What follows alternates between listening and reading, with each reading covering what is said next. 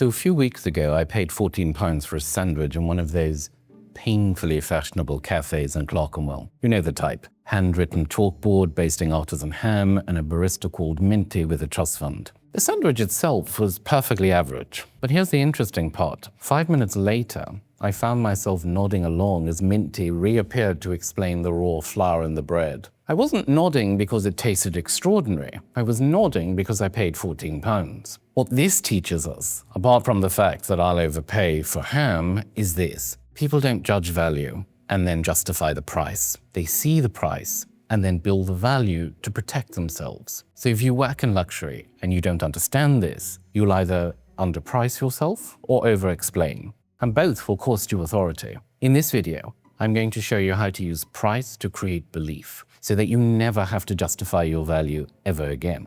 Here's where most luxury professionals make a critical mistake. They don't understand how people convince themselves a price is worth it. So they try to justify it with features, benefits, or heritage. A list of materials, craftsmanship, microns of stitching, as if technical detail can force conviction. Or they rehearse sales language about comfort, exclusivity, performance, phrases that clients have heard 1,000 times before. And then there's heritage, the favorite. We've all heard the grand tales of founded in 18-something by Gustav, who crossed deserts with grit and 3 goats. Not once has a client thought, I'm going to buy this because Gustav had grit in 1864. All of it is over-explaining, an attempt to justify the cost. But the moment you justify price, you admit it needs defending. So in behavioral psychology, this is known as price-quality bias.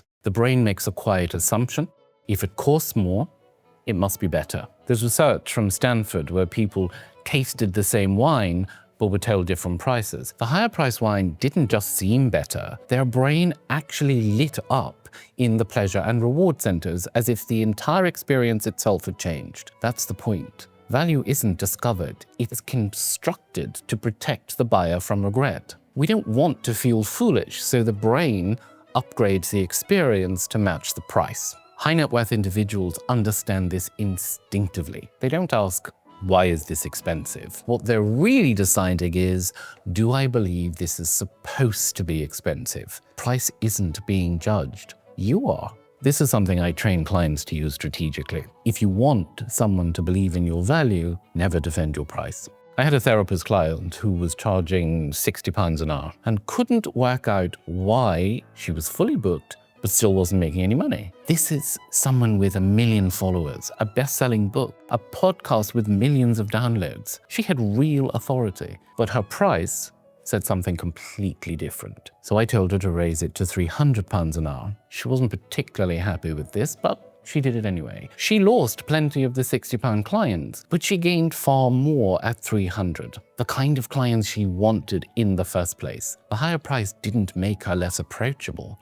It made her credible. The number doesn't just tell people what to pay. It also tells them how to think about you. And if someone accuses you of being too expensive, you simply say, I'm not too expensive. You just can't afford me. Your job is not to explain the price. Your job is to state it and let them decide what it means. And sometimes the only thing standing between why is this so expensive and this must be excellent is the price itself.